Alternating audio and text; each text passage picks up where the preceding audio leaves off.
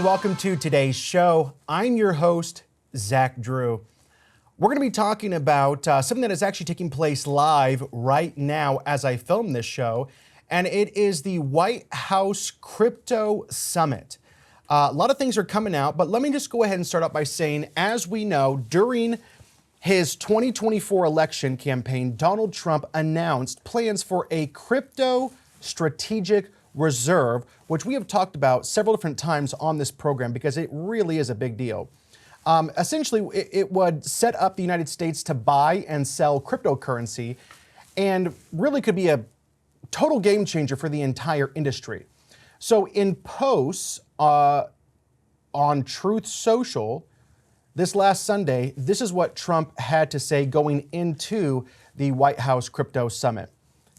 A U.S. crypto reserve will elevate this critical industry after years of corrupt attacks by the Biden administration, which is why my executive order on digital assets directed the Presidential Working Group to move forward on a crypto strategic reserve that includes XRP, SOL, and ADA. I will make sure the U.S. is the crypto capital of the world. We are making America great again.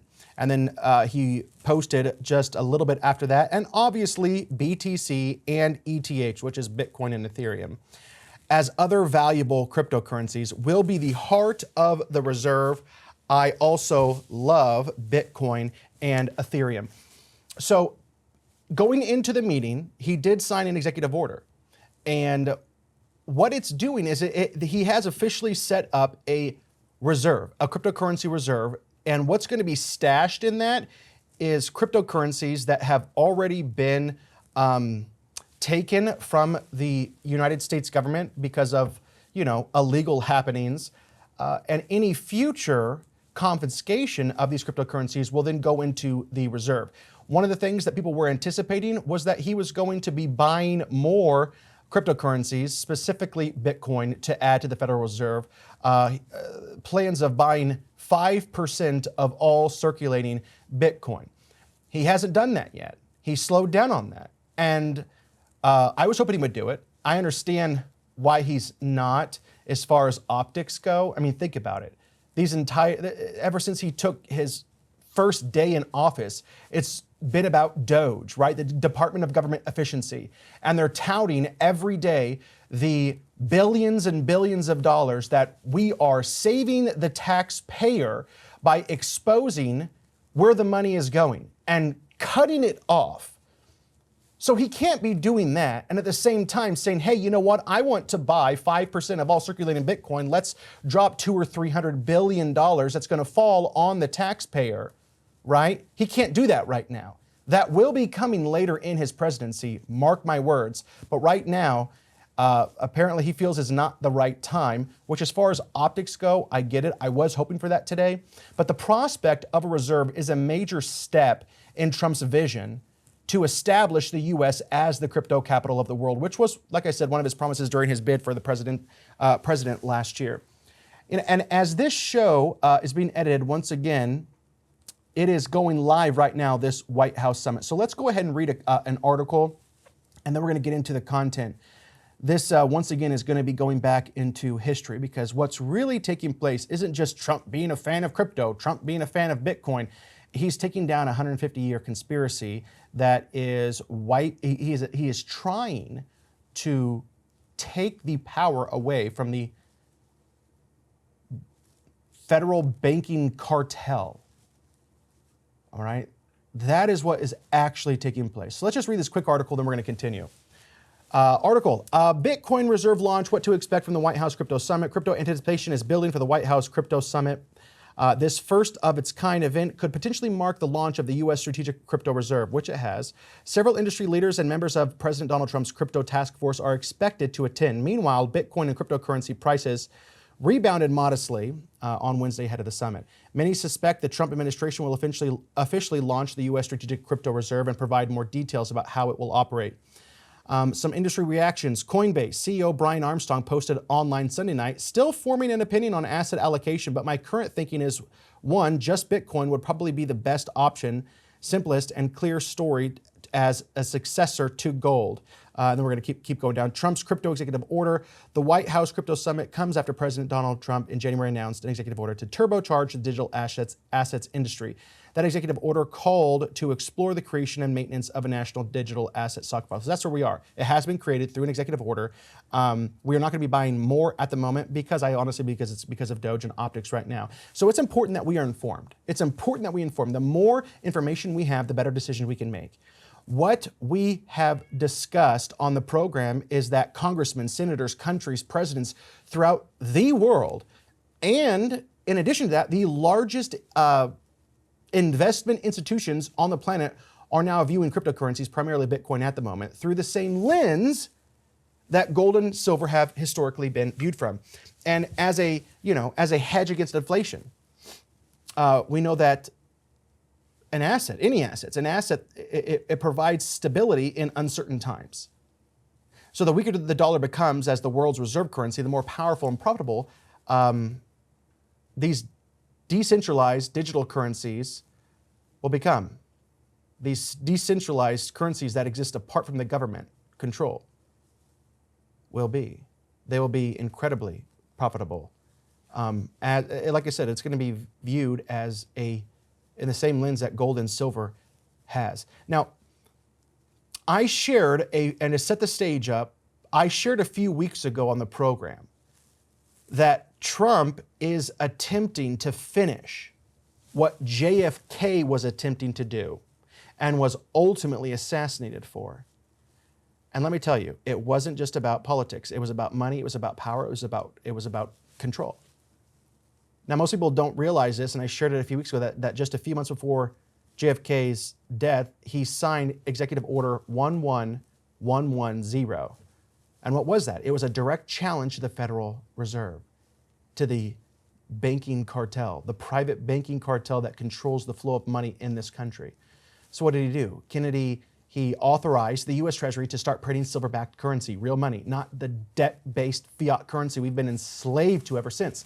And it was this move, this move would have stripped power from the Fed, and it would have put that power back where it belongs, in the hands of the American people. That is what we're seeing right now. But Kennedy didn't just stop there. There's compelling evidence that he was looking beyond, silver, and he was setting his sights on something even bigger, which was to return to the gold standard.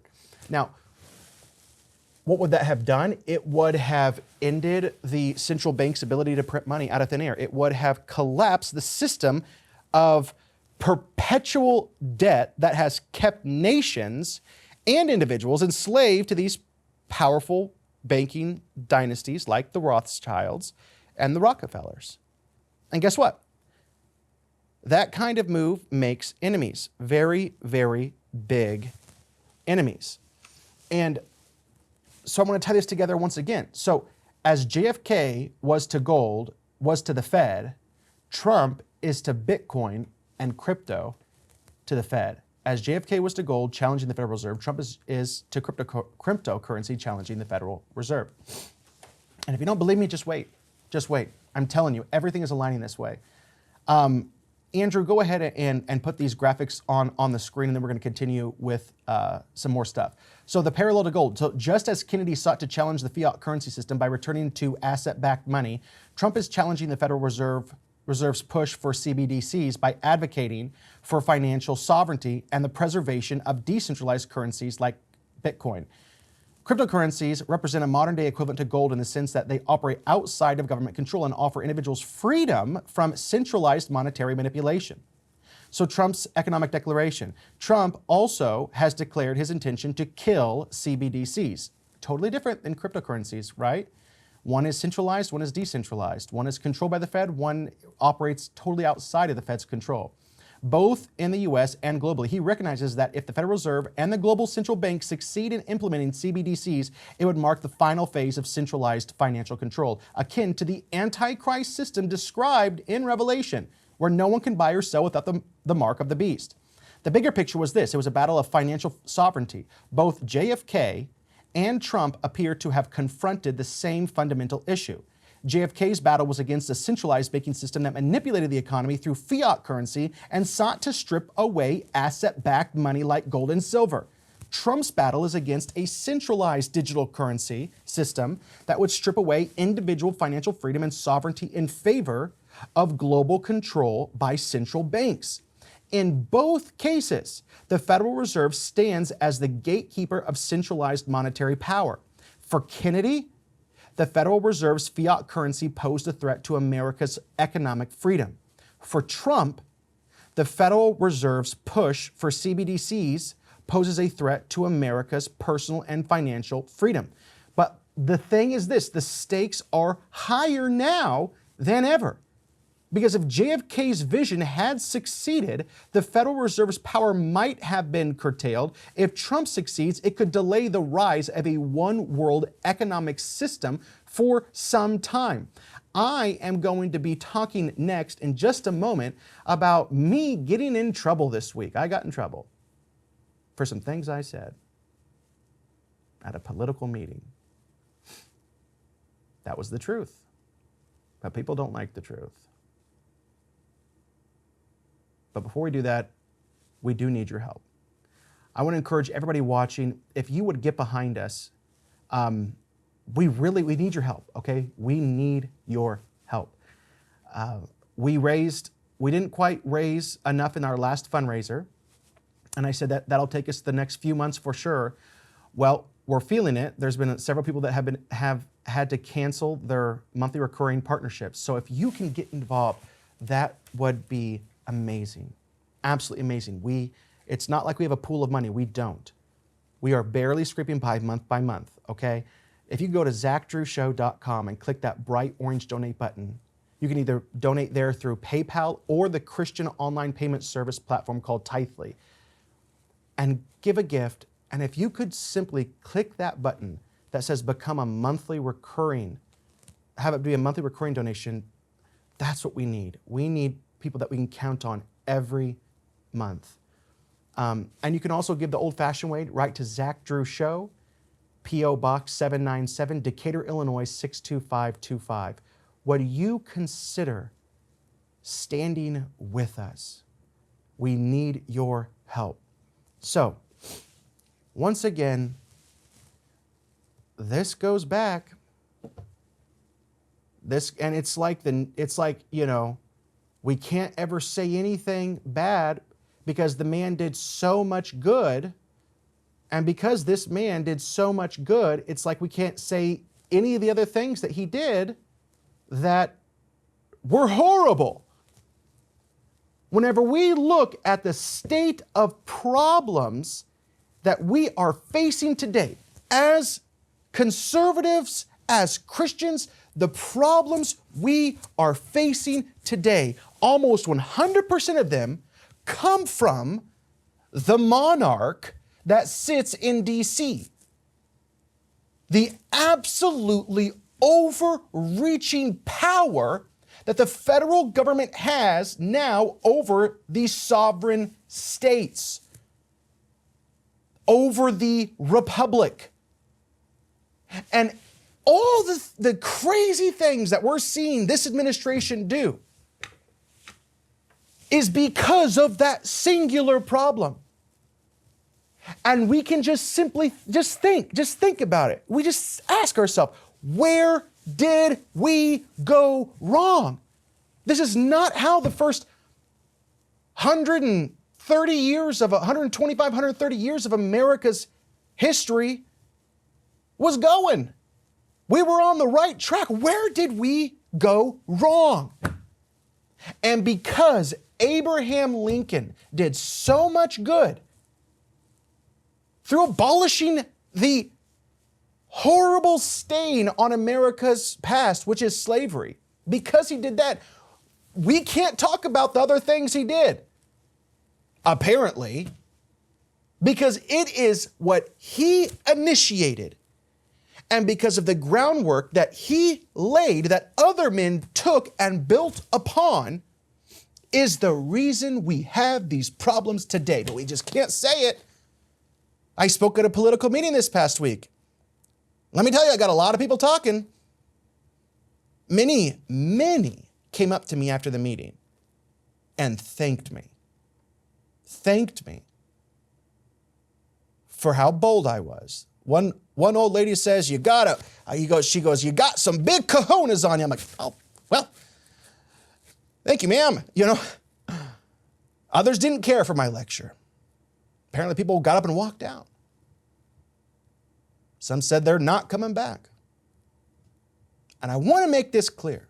My aim is not to be controversial for the sake of being controversial.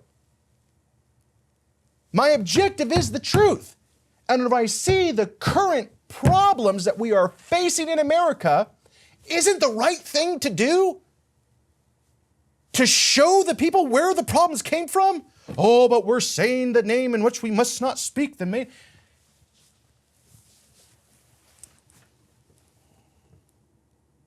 A highly respected figure in law enforcement, a friend of mine, was sitting in that meeting. I'm not going to reveal his name, but I'll say that his position carries immense responsibility, overseeing the safety and security of an entire large group of people.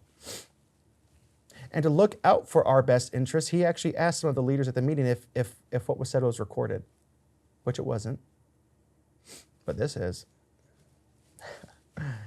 And he asked because he was trying to prepare us for blowback. Not that he disagreed with a word that was said, because we're in Illinois, right? We're walking on holy ground when it comes to Abraham Lincoln. And I want to reiterate that he did amazing things. But it's like because he did such amazing things, it makes us that we just can't say that the other half of what he did set the stage for the problems we're facing today. We just can't say that. We just have to ignore it. We can't deal with the problems. We can't deal with the facts.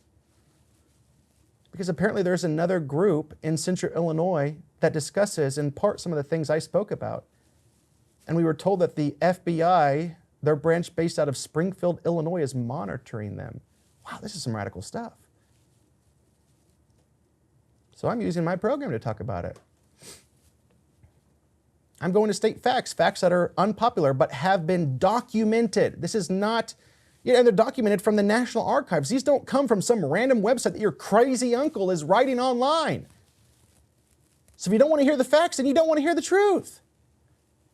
And the reason I'm even talking about it is because it directly ties into what we're seeing Donald Trump and his administration trying to dismantle. It doesn't make sense unless you know the history. So let us get into some of the history.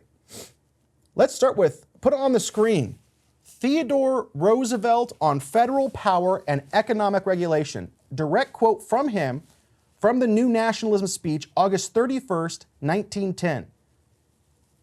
This is in his autobiography. This new nationalism regards the executive power as the steward of the public welfare. It demands of the judiciary that it shall be interested primarily in human welfare rather than in property. Another quote, we must drive the special interests out of politics. The citizens of the United States must effectively control the mighty commercial forces which they have themselves called into being. Theodore Roosevelt explicitly connected his new nationalism ideology to Abraham Lincoln, stating that he wanted to expand upon Lincoln's belief in a strong, active federal government. Roosevelt argued during his life that Lincoln's policies during the Civil War set the precedent for the federal government to take a larger role in regulating businesses and ensuring economic justice. Roosevelt's progressive reforms, such as trust busting and increased federal oversight of the economy, can be seen as an extension of the centralization of power initiated by Lincoln.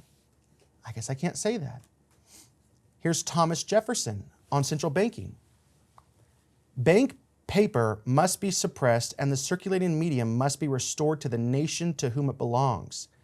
So while Jefferson opposed centralized banking, Lincoln took the opposite stance by creating the National Banking Act of 1863. which centralized the banking system under federal control for the first time. It's just the facts, people.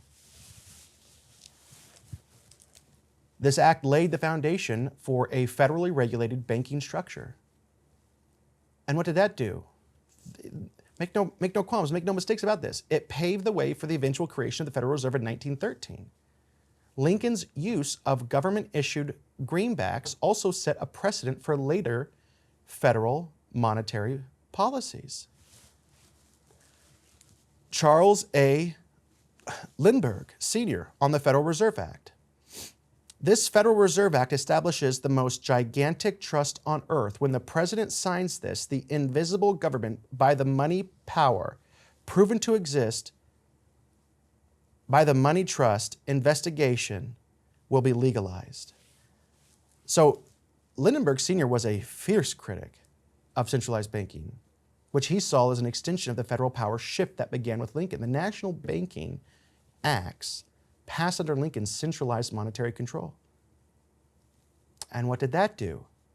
It weakened, very much so, state chartered banks, making it easier for financial elites to consolidate power. The Federal Reserve Act of 1913 was a direct evolution of Lincoln's financial policies, further entrenching federal control over money creation and all banking regulations. Lewis McFadden on the Federal Reserve System. The Federal Reserve System is the most corrupt institution the world has ever seen. There is not a man within the sound of my voice who does not know that this nation is run by the international bankers. McFadden's criticism of the Federal Reserve echoes concerns that first emerged during Lincoln's presidency. The Legal Tender Act of 1862 and the National Banking Acts established a centralized monetary system that shifted power from who? From the individual states and private banks. And it was this transformation that enabled the creation of the Federal Reserve in 1913, once again, which McFadden saw as the culmination of a long push toward centralized financial control. Where did it begin? Under Lincoln's administration. Woodrow Wilson on the passage of the Federal Reserve Act.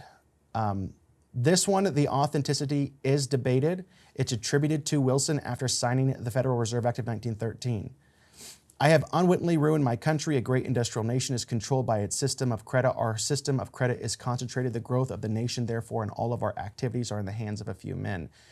If authentic, this quote suggests that Wilson recognized how the centralization of financial power, which began with Lincoln's monetary policies, had ultimately led to an economic system controlled by elites.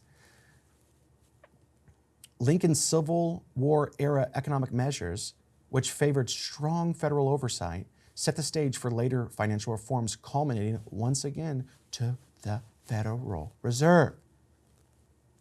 Woodrow Wilson on federal centralization. The war between the states established this principle that the federal government is, through its courts, the final judge over its powers, its own powers. Wow, this is huge.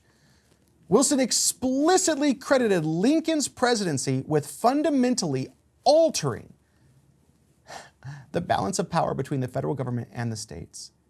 The Civil War effectively ended the debate over state sovereignty. That's what happened. This is what it comes from, making the federal government the ultimate authority in the constitutional disputes. This shift enabled later expansions of federal power, including economic regulations and centralized banking and centralized monetary policies. Everything. Jefferson Davis on state sovereignty. It was essential to the centralization of power in the federal government that the sovereignty of the states should be destroyed. What? The source, Jefferson Davis, The Rise and Fall of the Confederate Government. Oh my gosh.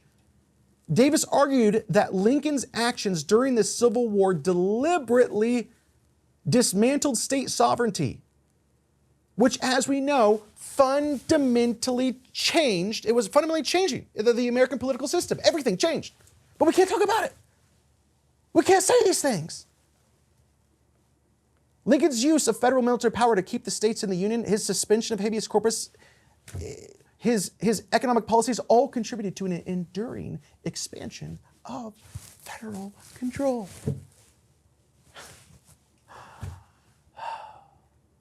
Have you got up and walked out? Have you turned me off yet? Here, we'll do one more. But let us not forget that Lincoln's primary aim was to preserve the Union, and the Union he preserved was not the one that had existed up to his time. Oh my gosh, what a quote. But one that had been transformed into a new thing. Yep, that's right. A union in which the old sovereignty of the several states had been greatly modified. Wow. And we can't say these things. He highlighted how Lincoln's presidency permanently altered the federal system, shifting power away from individual states into the hands of a strong centralized government. And what did this set the stage for? This transformation set the stage for the later regulatory and financial policies of the early 20th century, leading to the creation of the Federal Reserve in 1913. Now, if I want to be controversial, I'll go ahead and read just a quick couple of quotes from Abe Lincoln himself. I think that Abraham Lincoln, based on his whole life, he was very against slavery, like we all should be and would have been. And the abolition of slavery was very likely the key contributing factor. But I think he had a lot of other things swirling around in that brain of his. Was he against slavery, but also willing to hijack the issue for what he ultimately wanted? Here's a quote. I will say then that I am not, nor ever have been, in favor of bringing about in any way the social and political equality of the white and black races. Another quote. This is in the National Archives. My paramount object in this struggle is to save the Union, and is not either to save or to destroy slavery. Here's another one. Look at it. It's in the National Archives, guys. You and we are different races. We have between us a broader difference than exists between almost any other two races. Whether it is right or wrong, I need not discuss. But this physical difference is a great disadvantage to us both, as I think your race suffer very greatly, many of them by living amongst us, while ours suffer from your presence. If this is admitted, it affords a reason why we should be separated. Cue cancel culture, I guess, right? Abraham Lincoln on executive power. This was reported by Francis Carpenter in 1866. It was a recollection of Lincoln's words on the Emancipation Proclamation. So his words speaking on his new executive power was, I am clothed with immense power. Abraham Lincoln on the federal supremacy over states, National Archives. Once again, the states have their status in the Union, and they have no other legal status. If they break from this, they can only do so against law and by revolution. Before the Civil War, America was truly a federation of sovereign states, almost like independent nations loosely tied together under the Constitution. The federal government had limited, clearly defined powers. The real reason for everything, I believe, was to give the federal government more power. That's what I believe. Okay? I'm just going to say it. At least it was a part of the equation. Because the real authority rested with the states, which govern themselves in most all matters. This wasn't just a technical arrangement. It was a safeguard against tyranny, ensuring that no centralized power could dominate the people. But during Lincoln's presidency, it was a huge turning point because Lincoln's actions during the Civil War radically redefined the nature of the entire Union. So when we look at all the problems of what's going on, how can these things, everything that this administration is fighting for, the absolute bloated federal government, the absolute overreach of power and control, where did it come from? Here. Yes, war was fought over slavery, but it was also about state sovereignty versus federal authority. Because we know that the southern states didn't just secede over slavery, they seceded because they believed in their constitutional right to govern themselves without federal interference. So when Lincoln, refused to recognize secession and waged war to preserve the Union, he was declaring that the federal government was supreme. that states could no longer leave the Union, no matter how oppressive they felt Washington had become. This was a fundamental break from the original framework from our Constitution of what made the American experiment rise like no other nation has risen before. And since the creation of the Federal Reserve, I'm telling you guys, we've been on borrowed time. You see how all these things are connected? And I ran out of time. I had 2.5 more pages of content. But I'm going to have to let you guys go. Once again, I want to say, legitimately, we need your help. Please, please become a monthly recurring partner. Go to thezachdrewshow.com and click that bright orange donate button. Give a donation and click that little box that says you can count on me each month. You can also give to the old-fashioned way, Zach Drew Show, P.O. Box 797, Decatur, Illinois 62525. Would you stand with us? Would you support us? Do you believe in what we're doing here? Then get involved. I'll see you all next week.